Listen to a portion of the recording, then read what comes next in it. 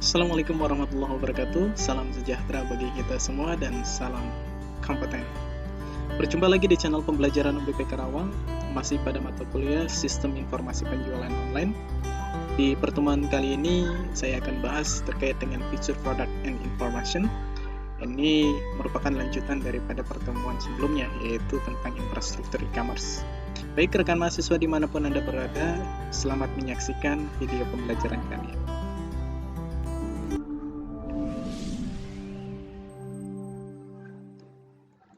Ya, langsung saja terkait dengan Feature Product and Information di dalam pendukung atau penunjang dari marketplace atau e-commerce yang nanti mungkin rekan mahasiswa bisa membangunnya ya sesuai dengan praktikum yang saya sampaikan.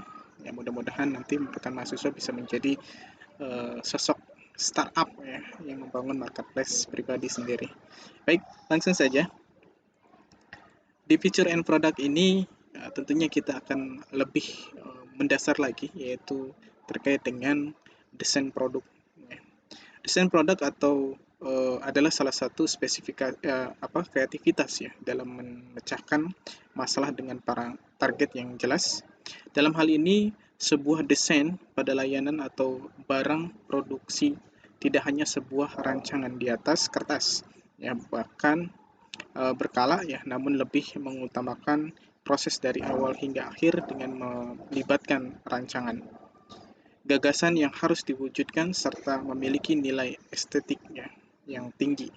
Nah, tentunya yang di dalam mendesain suatu produk ya rekan mahasiswa, kembali lagi bahwa tidak hanya kita menampilkan produk itu sembarangan ya.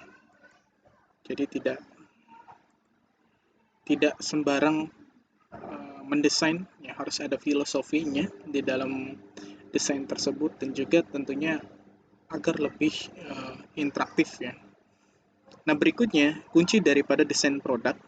Kunci dari desain produk ini yang desain produk yang sukses adalah pemahaman tentang pelanggan sebagai pengguna akhirnya, kemudian target, kenapa produk tersebut dibuat. Nah, ini merupakan suatu kunci ya. Jadi targetnya siapa? Ya, tentunya di dalam membuat desain produk itu kan kita harus bisa memprioritaskan bahwa produk itu diperuntukkan bagi anak-anak ya, berarti desain produknya harus lebih rame ya, lebih full color dan lain sebagainya. Ya, itu sebagai contohnya.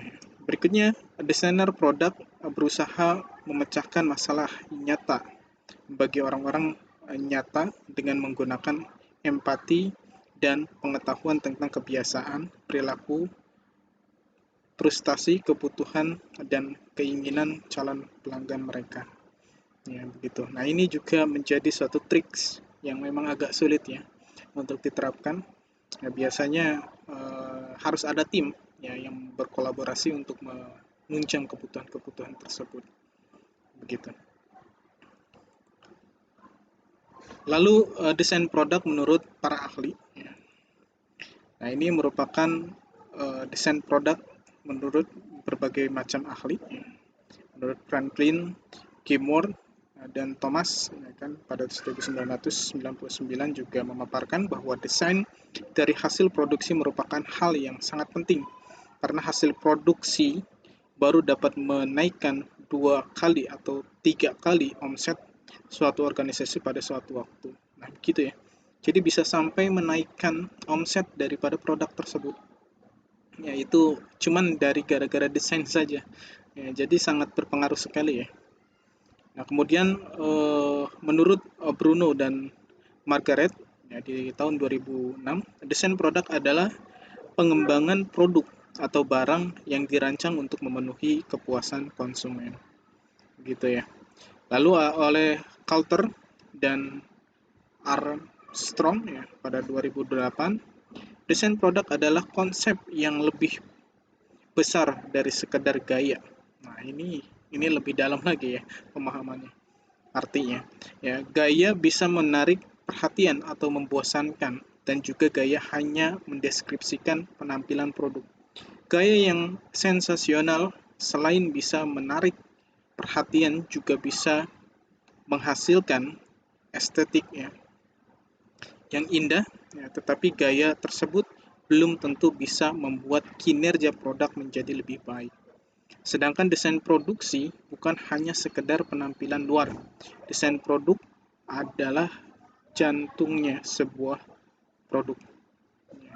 Ya walaupun memang ya desain, apalah arti sebuah desain ya kan, kalau misalkan produk yang dihasilkannya tidak berkualitas, akan tetapi ya untuk menjadikan produk itu laku ya harus ada desain produk, karena memang desain produk ini adalah jantungnya ya menurut Coulter dan Armstrong ini ya.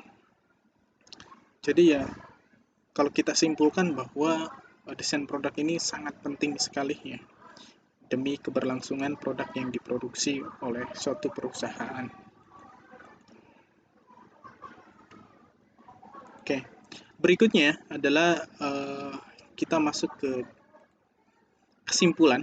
Jadi desain produk ini, desain pada produk disebut juga sebuah ide dan hasil kreasi manusia yang memiliki nilai bermanfaat serta nilai tambah bagi khalayak luas. Spesifikasi dari sebuah desain pada produk mempertimbangkan adanya proses produksi, harapan khalayak serta kepuasan finansial yang telah dianalisa. Nah ini ya, kalau kita simpulkan seperti ini dari desain produk. Ya. Berikutnya adalah pentingnya desain produk bagi perusahaan. Dalam menciptakan sebuah desain untuk barang atau layanan yang diproduksi akan terjadi proses yang sangat panjang. Oleh karena itu, hasil dari desain untuk barang atau lainnya, layanan yang diproduksi merupakan sebuah hal yang paling penting bagi perusahaan. Bahkan desain pada hasil produksi itu sendiri bersifat sangat sensitif karena akan menentukan pula keberhasilan ataupun kegagalan dalam ranah bisnis. Contoh misalkan kalau kita berbicara mengenai otomotif ya, kendaraan roda 4 khususnya, orang akan memburu produk yang memang sekali lagi dari sisi tampilan dulu ya, dari sisi tampilannya menarik, baru setelah itu adalah kualitas daripada produknya. Ya banyak, tidak sedikit lah ya orang yang mementingkan style dibandingkan dengan performance ya, daripada produk tersebut. Maka dari itu penting sekali. Ya contoh banyak sekali perusahaan-perusahaan otomotif yang meremajakan ya kan produknya, yaitu dengan mendesain tampilan agar lebih laku di pasaran. Padahal pada satu sisi kita melihat dari produk tersebut ya hanyalah ya produk lama gitu kan ya, cuman yang didaur ulang dan dikemas lagi dalam kemasan yang baru. Nah itu juga bisa masuk ke dalam siklus hidup daripada produk ya, ada proses pengenalan kemudian peremajaan sehingga nanti produk tersebut akan mengalami penurunan. Nah dari penurunan tersebut biasanya akan di up kembali ya dengan melakukan peremajaan atau pembaharuan di dalam produknya begitu ya. Oke, berikutnya adalah jenis dari desain produk. Yang pertama yang benar-benar baru, dan yang kedua adalah di dua ya, poin dua, yaitu modifikasi desain yang sudah ada. Jadi ada yang memang benar-benar produk itu dari nol ya, atau desain itu memang dari filosofi dasar. Ada juga yang memang membuat produk itu, desain produk itu ya dari yang sudah jadi kemudian dimodifikasi. Ya. Bahkan ada yang memang memplagiat ya, memplagiat desain lain ya, kemudian dimodifikasi sehingga ya produk tersebut hampir mirip-mirip gitu ya. Oke. Next, berikutnya kita masuk ke tujuan dari desain produk bagi pengembang bisnis. Ya, ini adanya desain pada hasil produksi diciptakan untuk digunakan secara nyaman dan memiliki nilai manfaat serta aman pada saat menggunakan sebuah produk. Nah, ini ya targetnya, tujuan daripada desain produk bagi pengembangan bisnis ya. Kemudian sebuah interaksi yang terjadi pada pengguna dengan produk yang dihasilkan biasanya akan menimbulkan hal berikut.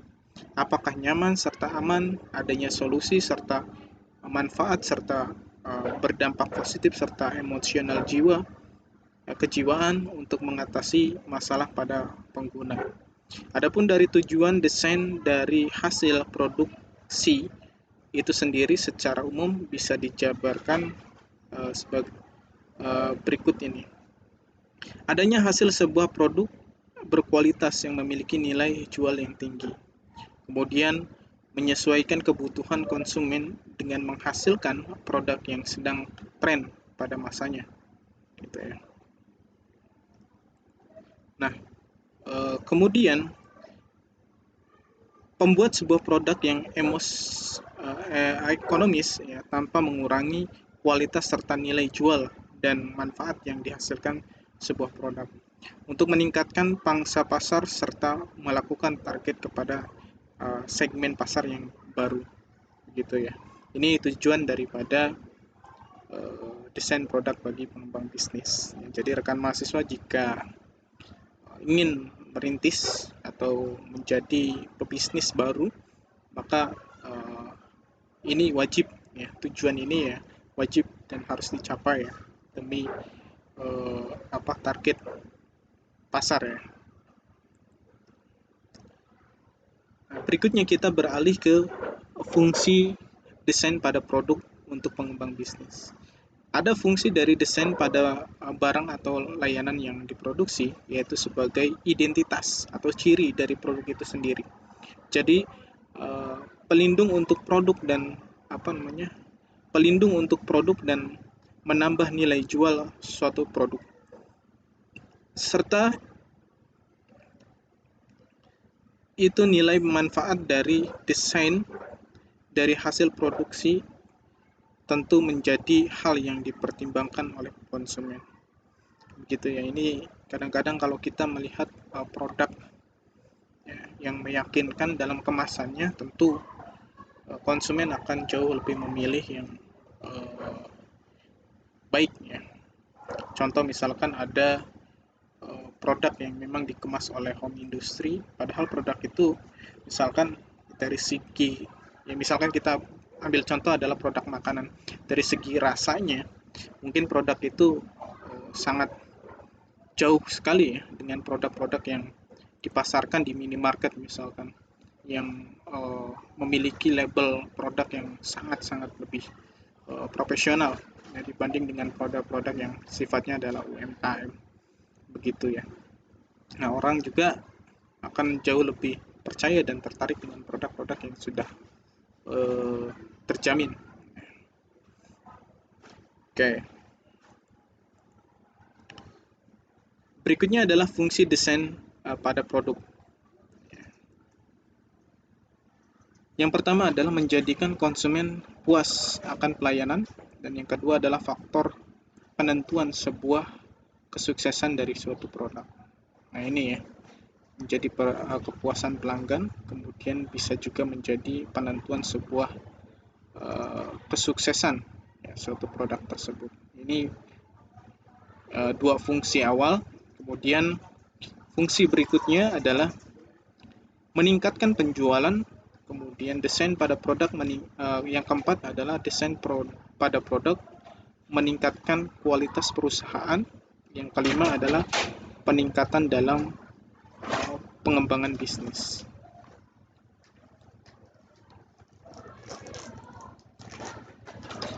Oke. Nah, setelah kita bahas mengenai desain produk, kita masuk ke dalam bagian daripada desain produk, yaitu foto produk. Nah, ini juga memang sangat penting juga ya bagi para pebisnis online ya, tentunya di dalam mendesain suatu produk dan juga menampilkan foto produk daripada produk yang dijualnya. Oke, langsung saja. Di dalam foto produk ini tentunya sangat penting ya. Sangat penting karena foto suatu produk yang akan dijual melalui toko online memiliki peran yang sangat penting dalam menunjang bisnis online seseorang. Bukan hanya melalui situs website online shop saja, ya kan? Beberapa media promosi online seperti sosial media, ya kan, contohnya Instagram, Twitter, ya kan, Facebook dan lain sebagainya, ya, juga memerlukan suguhan visual produk yang semenarik mungkin agar banyak pengunjung yang tertarik dalam dan berminat untuk membeli produk yang ditawarkan. Jadi ketika rekan mahasiswa punya produk nih, atau membeli produk dari supplier, ya kan, kemudian dijualkan, ternyata dalam pengambilan foto produk atau gambar produk itu tidak profesional, ini juga akan mengurangi minat daripada pembeli. Misalkan fotonya cuma satu dengan kualitas yang kurang baik tanpa ada sentuhan kamera yang canggih, ya, atau editing juga yang bagus. Nah, ini juga akan mengurangi tingkat kepercayaan bahwa produk tersebut misalkan tidak bagus, ya, begitu. Berikutnya adalah pentingnya foto produk. Ya, pembeli pasti menginginkan visualisasi atas produk sebelum melakukan pembelian. Di zaman seperti ini, ya, visual seperti foto produk adalah komponen yang penting, ya, untuk mengarahkan menggerakkan, ya, gagasan si pelanggan. Adapun beberapa alasan layanan mengapa profil produk ini sangat penting untuk sebuah bisnis online, ya, diantaranya adalah yang pertama yaitu menarik pembeli, membangun identitas brand, meningkatkan kepuasan pembeli, meningkatkan rating penjualan, kemudian yang terakhir adalah loyal customer. Itu merupakan pentingnya foto dari sebuah produk yang dipasarkan. Oke. Nah, tips foto produk, ya. Ada 7 tips yang mungkin perlu rekan mahasiswa ketahui. Ini yang pertama adalah pemilihan kamera, kemudian pencahayaan, background, mencoba sesuai dengan tren, kemudian teknik flatly, kemudian mengambil foto dari berbagai sudut, dan yang terakhir adalah editing. Nah, ini 7 tips foto produk, ya, mungkin yang bisa rekan mahasiswa nanti lakukan. Untuk pemilihan kamera, tentunya kamera yang profesional, ya, kamera yang canggih dan bagus dengan kualitas resolusi yang high. Bisa juga dicantumkan juga, ya, pencahayaan yang pas, ya, jangan backlight. Walaupun kameranya bagus, kalau kita dalam segi pencahayaannya kurang bagus, ya, itu bisa akan mengurangi kualitas daripada foto produk. Yang kedua adalah background. Nah, ini background juga harus sebisa mungkin sesuai dengan produknya. Artinya sesuai itu match, ya. Terus tidak tumpang tindih dengan warna produk. Kadang-kadang suka terjadi tuh di online shop lain, ya, yang memang produknya itu tidak meyakinkan karena memang pengambilan fotonya kemudian backgroundnya itu tidak real misalkan, ya. Itu juga sangat dipertimbangkan sekali, ya. Kemudian mencoba tren. Nah, tren artinya tren saat ini misalkan gaya foto yang ditampilkannya itu misalkan berlatar belakang backgroundnya adalah background yang sifatnya adalah virtual, ya, misalkan seperti itu, atau background yang sifatnya adalah memiliki color atau warna yang sangat trendy sekali, ya, di zaman ini, misalkan seperti itu. Kemudian ada juga dengan teknik flatly. Flatly ini artinya menselaraskan lah warna tersebut, ya, atau gambar atau foto tersebut dengan background misalkan, atau dengan properti pendukung di dalam pengambilan fotonya. Berikutnya, ambil foto dari berbagai sudut. Nah, ini penting sekali ya rekan mahasiswa. Kalau misalkan contoh rekan mahasiswa ingin menjual produk apa laptop atau kamera misalkan dijual melalui online shop, tentunya kalau menggunakan satu foto itu kurang cukup biasanya konsumen. Konsumen akan mencari lagi foto-foto lainnya ya kan terkait dengan produk tersebut. Maka dari itu sangat penting sekali ya untuk pengambilan foto dari berbagai macam sudut ya sehingga real bahwa barang itu atau produk yang dijualnya itu eh, sesuai dengan yang dibutuhkan oleh si konsumen. Ketiga adalah teknik editing. Nah, ini tidak wajib tapi saat ini ya memang untuk memberikan efek-efek pada foto yang dihasilkan, tentunya editing ini sangat membantu sekali. Kalau sekarang untuk editing ya nggak perlu repot-repot ya, rekan mahasiswa ada yang bisa langsung menggunakan uh, smartphone ya untuk mengeditnya, atau kalau yang biasa dengan Photoshop ya bisa mengeditnya melalui Photoshop gitu. Nah, itu merupakan tips atau 7 tips ya foto produk ya, yang nanti bisa dipasarkan ya untuk dipasarkan melalui untuk dipasang ya di marketplace atau di e-commerce ya rekan mahasiswa ya. Oke.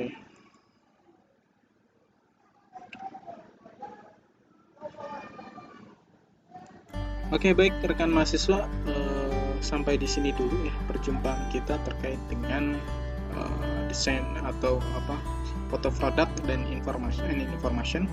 Di pertemuan berikutnya kita akan coba untuk bagaimana mengemas informasi untuk suatu produk, atau kita membuat deskripsi yang baik dan benar di dalam menjajakan atau menjual produk yang dipasarkan melalui media sosial ataupun marketplace.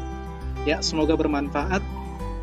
Saya Bayu Priyatna, saya akhiri. Wassalamualaikum warahmatullahi wabarakatuh dan salam kompeten.